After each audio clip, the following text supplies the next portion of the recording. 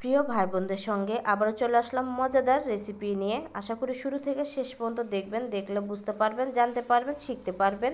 আর অবশ্যই শুরু থেকে শেষ পর্যন্ত দেখবেন। আসসালামু আলাইকুম প্রিয় ভাই বোনেরা, কেমন আছেন? আশা করি ভালো আছেন। তো কোপ্তা দিয়ে আজকে আলু রেসিপি শেয়ার করব, বা আলু দিয়ে কোপ্তা রেসিপি শেয়ার করব, যেটার নামে চিনেন আপনারা। তো আমি আমার মতন করে শেয়ার করছি। আর এখানে কী কী নিয়েছি দেখিয়ে দিচ্ছি। এখানে চিংড়ি মাছটা বেটে নিয়েছি, কাঁচামরিচ দিয়ে বেটেছি, আর ডালটা বেটে নিয়েছি। এখানে আলু কেটে রেখেছি, পেঁয়াজ রেখেছি। শুরু থেকে শেষ পর্যন্ত দেখবেন, দেখলে বুঝতে পারবেন। চিংড়ি মাছের ভিতরে আমি পেঁয়াজটা দিয়ে দিলাম। এখানে গোটা জিরা, ধনের গুঁড়া, হলুদ গুঁড়া, লবণটা পরিমাণ মতন দিতে হবে কোপ্তার জন্য। তো প্রথমে আমি আদা রসুন বাটা দিয়ে দিলাম। প্রথমে আমি এটা কোপ্তাটা মেখে নেব, মানে চিংড়ি মাছটা মেখে নেব। মেখে তারপর ডাল দিয়ে আবারও মাখিয়ে নেব, ভালো করে মাখতে হবে। তো আপনারা চাইলে চিংড়ি মাছের বাটার ভিতরে আপনারা বেসন দিতে পারেন, আমি ডালটা ব্যবহার করেছি। চাইলে আপনারা বেসন ব্যবহার করতে পারেন। তো কোপ্তাটা এখন মাখানো হয়ে গেছে, এখন একে একে ভেজে নেব কোপ্তাটা। ভাজার পরে তরকারি শেয়ার করব, মানে রেসিপিটা শেয়ার করব, আলু দিয়ে রেসিপি শেয়ার করব আপনাদের সঙ্গে। শুরু থেকে শেষ পর্যন্ত দেখবেন, দেখলে বুঝতে পারবেন, জানতে পারবেন। অনেক ভাই বোনেরা আছেন আমার রান্নাগুলো দেখেন, তাদের জন্য বলছি। তো আপনারা কোনো সমস্যা হলে আমাকে কমেন্টের মাধ্যমে জানাতে পারেন। আর এই রেসিপিটা খুবই মজার একটা রেসিপি, অবশ্যই বাসায় বানিয়ে খাবেন। তো আপনাদের জন্য শেয়ার করেছি।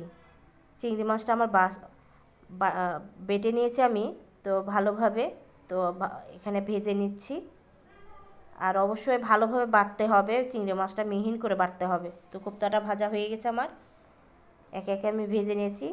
আর আলুর জন্য কিছু ফোড়নে দিচ্ছি, গোটা জিরা, দারচিনি, এলাচ, শুকনো মরিচ একটা দিয়েছি, তেজপাতা দিয়েছি, পেঁয়াজ দিয়ে দিব।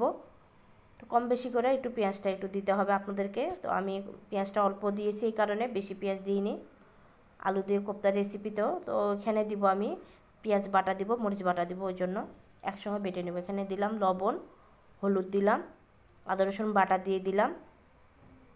এখন আমি মরিচ আর কাঁচামরিচটা একসঙ্গে বেটে রেখেছি, এখন দিয়ে দিলাম।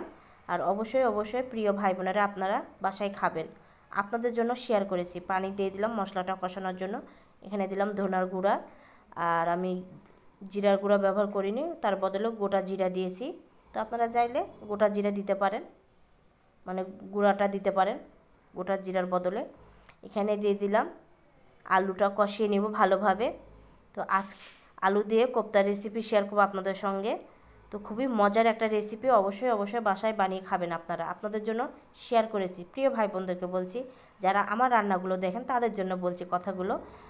আর আমার রান্নাগুলো যারা দেখেন, অনেক আপনাদেরকে ধন্যবাদ।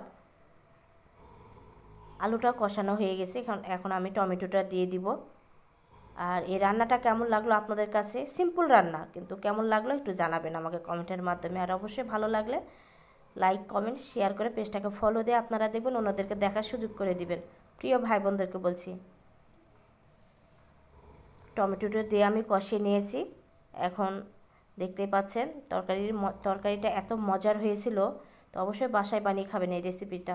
তো কোপ্তাগুলো দিয়ে দিব।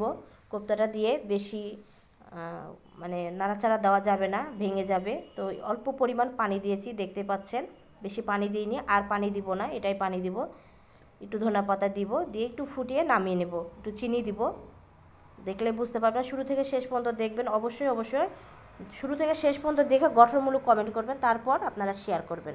আগে শেয়ার করতে যাবেন না, প্রিয় ভাই বোনদেরকে বলছি, আমার পাশে একটু থাকবেন আপনারা। চিনিটা দিয়ে দিলাম, আমার রান্নাটা প্রায় কমপ্লিট হয়ে গেছে, দেখতেই পাচ্ছেন। আর অবশ্যই জানাবেন কমেন্টে কেমন লাগলো। সিম্পল রান্না, এটা আমার মতন আমি শেয়ার করেছি। চিংড়ি মাছ দিয়ে কোপ্তা রেসিপি, তো আলু দিয়ে রান্না করেছি, কেমন লাগলো জানাবেন। আপনারা ভালো থাকবেন, সুস্থ থাকবেন, সাবধানে থাকবেন। আল্লাহ হাফেজ।